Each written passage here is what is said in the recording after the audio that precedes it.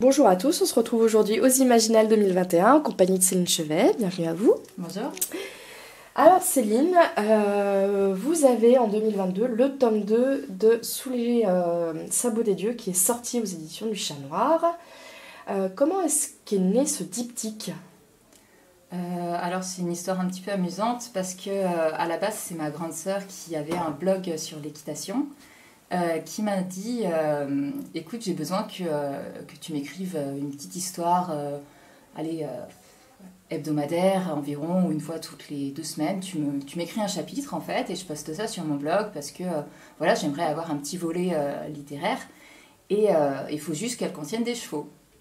Et je me suis dit, bon, une histoire avec des chevaux. Moi, j'étais fan de Grand Galop, je crois, quand j'étais petite. Mais je me suis dit, je vais pas faire un truc avec des filles dans une écurie. C'est un peu classique. Et je me suis dit, bon, c'est vrai que j'aimerais bien essayer à l'historique.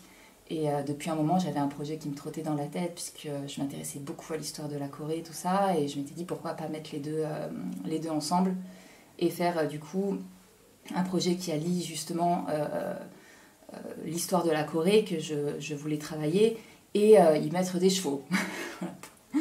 On fait le checker et on crée une histoire. Donc au départ, j'ai écrit vraiment très simplement un chapitre par un chapitre pour poster sur le blog de ma sœur, son blog d'équitation.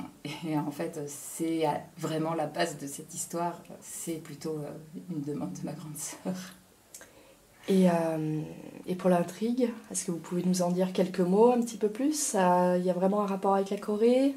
Alors oui, l'intrigue par contre est très historique et très ancrée dans l'histoire réelle de la Corée. Donc ça se passe au 7e siècle après Jésus-Christ. C'est lors de l'unification des 3 royaumes, donc Shilla, Pakche et Goguryeo. Et c'est une intrigue donc, qui est réelle.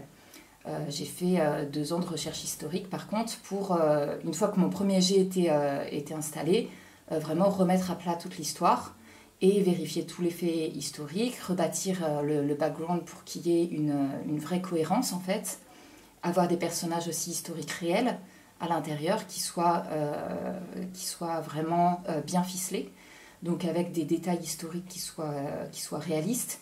Il y a plein de petites anecdotes en fait, que ce soit au niveau des vêtements, au niveau de la manière de vivre, au niveau des choses qui sont acceptées ou non par les randos saints, les randos véritables, etc. Donc dans la hiérarchie politique de cette époque-là, qui sont des faits réels.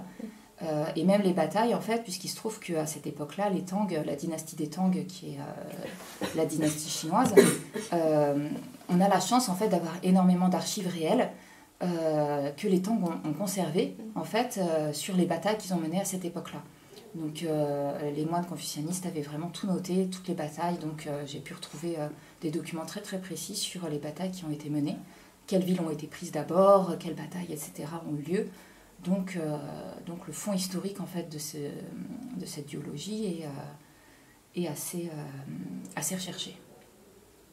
Donc on y suit Hanul, qui est votre héros. Je ne sais pas si je le prononce très bien. Oui, ouais, c'est bon.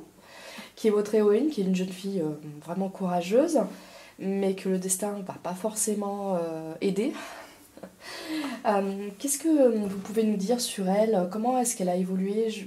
Vous l'avez créée au début ou au fil de l'histoire, elle a fini par se construire et choisir son propre chemin ? Oui, Hanul, c'est un personnage assez particulier. D'ailleurs, il y a beaucoup de lecteurs qui ne l'apprécient pas parce que je comprends pourquoi. Maintenant, c'est un personnage qui est pour moi très droit dans ses bottes, dans le sens où elle va pas aller à l'encontre, et ce pendant très très loin, jusque très loin dans le livre, et peut-être même jusqu'à la fin, je pense, elle va jamais aller à l'encontre de ce en quoi elle croit.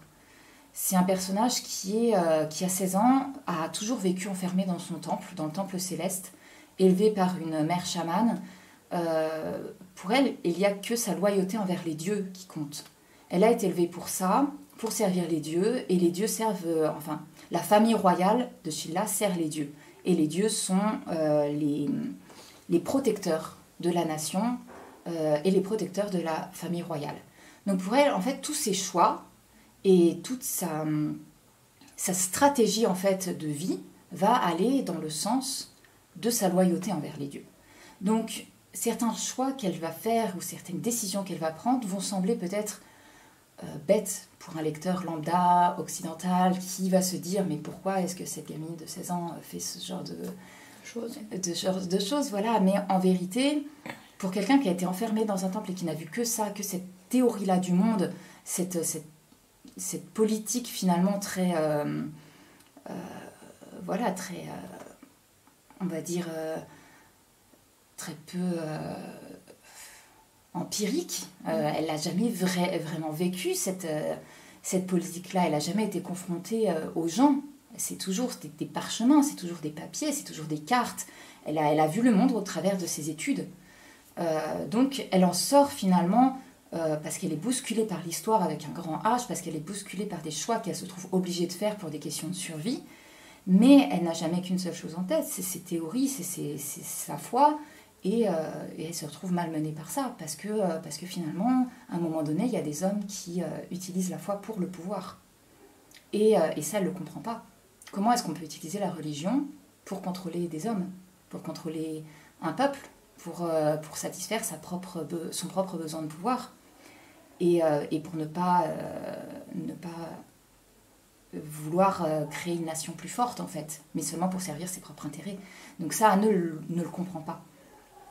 Et est-ce que finalement, ce sujet-là, c'est pas une façon de dénoncer des choses qui peuvent se passer réellement dans notre monde, ou c'était juste, entre guillemets, des romans pour le plaisir, pour raconter une histoire?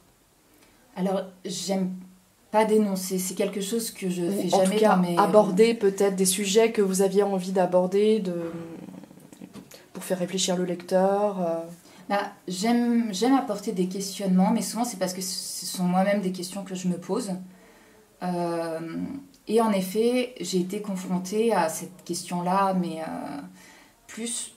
Oui, la question de la loyauté et de la foi. Oui, c'est une question qui m'a longtemps taraudée, en fait. Je me suis très souvent dit, jusqu'où est-ce qu'on peut aller par pure loyauté envers les gens, en fait. À partir du moment où on sert quelqu'un, si cette personne fait quelque chose de juste, et notamment ça me vient par rapport aux militaires. Moi, quand j'étais plus jeune, je voulais être pilote de chasse, par exemple. C'était vraiment un rêve. Et je me suis dit, mais lorsqu'on entre dans l'armée, par exemple, et qu'on a un rêve, qu'on se dit, voilà, je veux être militaire, je veux, par exemple, protéger les gens. On rentre rarement dans l'armée en se disant, je veux tuer des gens. Je pense qu'il y a derrière quelque chose, il y a beaucoup de choses qui sont derrière le vœu de rentrer dans l'armée. Moi, je voulais être pilote, mais dans ma tête, je m'étais jamais dit, j'y rentre parce que je rêve de balancer des bombes sur une population. C'était pas le rêve qu'il y avait derrière.